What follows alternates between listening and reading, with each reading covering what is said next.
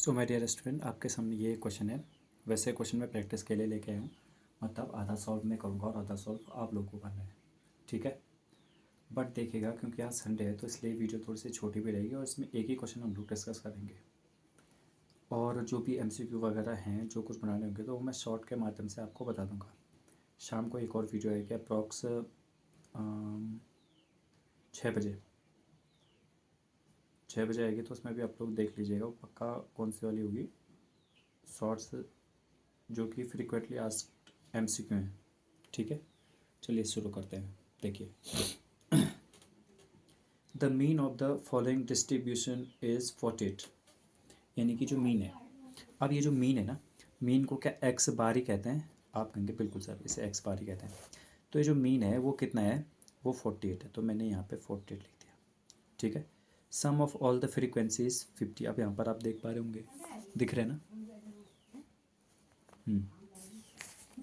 अच्छा, यहाँ पर इधर को कर लेता हूँ और या तो ये सम ऑफ ऑल द फ्रीक्वेंसी इनका आ रहा है 50 सम आ रहा है, यहाँ पर दिया है, ठीक है। और उसमें मिसिंग फ्रीक्वेंसी एक्स और वाई, ये जो एक्स और वाई ये बतानी है हमें। तो मुझे एक बात बताना, यहाँ पर एक्स है क्या होता है बच्चों? Upper limit plus lower limit upon 2, हर एक के लिए वही होगा, ठीक है। तो अब देखिए, यहाँ पर देखिए क्या इसके अपर लिमिट लोअर लिमिट से मैच कर रही है। हर एक की अपर लिमिट दूसरे वाले की उसके जस्ट नेक्स्ट वाले के लोअर लिमिट से मैच करेगी। तो मैच करिए, इसका मतलब क्या हुआ? इन दोनों को प्लस करेंगे हम, उसको आधा कर देंगे। तो 30 + 20, 50 का आधा 25, और ये कितना होगा? 70 का आधा 35। तो अगर इसी तरह से हम करते जाएंगे तो देखिए, अब यहाँ पर 10-10 का गैप है, ठीक है। तो यहाँ पर भी पक्का 10-10 का ही गैप होगा। तो इस तरह से हम लोग इसे कर लेंगे, ठीक है। अब ये जो F और X है, F और X, ये F है फ्रीक्वेंसी FI और ये भी XI। तो FI और XI इन दोनों का मल्टीप्लाई करके यहाँ पर लिख लेंगे। 25 8 जा 200, 35 6 जा, देखो 6 5 जा 30 का 0 कैरी 3, 6 3 जा 18 और 3 21, इतना हो गया।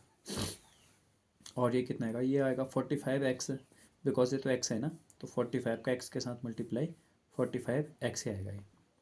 ऐसे करके हम 55 का 11 के साथ मल्टीप्लाई करेंगे तो 11 5 जा 55 का 5, फिर कैरी 5, 11 5 जा 55 और 5 60। तो यहाँ पर इतना आ जाएगा।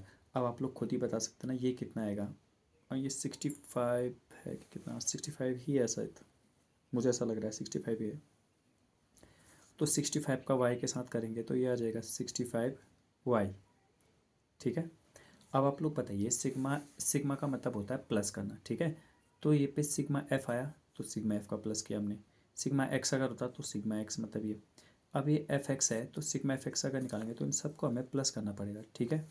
तो इसका प्लस क्या होगा, मैं थोड़ा यहाँ पे लिख देता हूँ, एफ आई एक्स आई। देखो बता, चाहे कुछ भी हो जाए, ये जो 65y और 45x है सर, इसे आगे इसे पीछे लिख दिया, इससे कोई फ़र्क नहीं पड़ता, ठीक है। अब इनको प्लस करेंगे तो कितना आएगा? देखो 0 5, तो ये तो 5 आ गया पहले, ठीक है।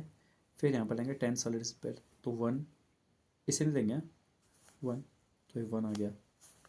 अब 2 + 2 4, 4 + 6 10, यानी कि 10 15 प्लस 65 45x प्लस 65 और ये हमारा आ गया, ठीक है। अब हम देखें, हमको मिसिंग फ्रीक्वेंसी निकालनी है, तो मिसिंग फ्रीक्वेंसी के लिए सोचना पड़ेगा मुझे एक बात बताइए, इन सब को प्लस करके तो इतना आ रहा है ना, यानी कि 8 और 6 और x 11 और y, इन सबको प्लस करके इतना आ रहा है। तो मैं यहाँ पर एक बार लिख देता हूँ, 8 को अगर मैं 6 में प्लस करूँगा, फिर मैं x को लूँगा, फिर मैं y को लूँगा, फिर मैं y को लूँगा, सबको प्लस करूँगा तो 50 आना ही आना चाहिए। तो अगर इन सबको प्लस कर रहे हो तो ये हो रहा है 25, तो किसके इक्वल आएगा? x + y।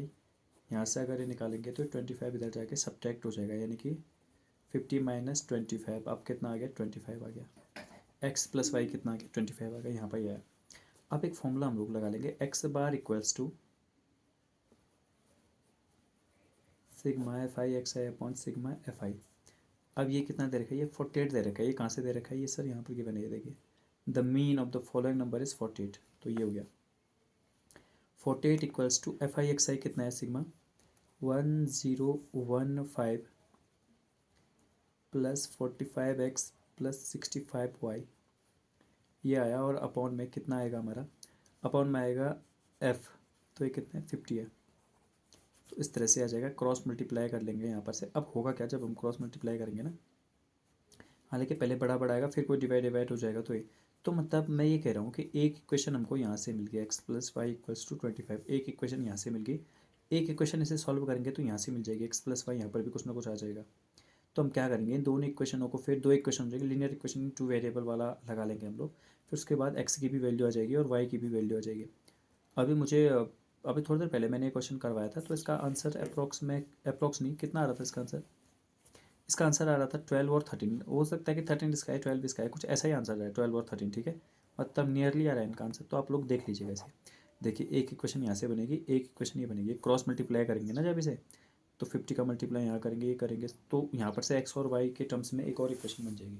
तो आप लोग सॉल्व करना है इसे, और उसके बाद आप मिलते हैं नेक्स्ट वाली वीडियो में जिसमें हम लोग और क्वेश्चन डिस्कस करेंगे।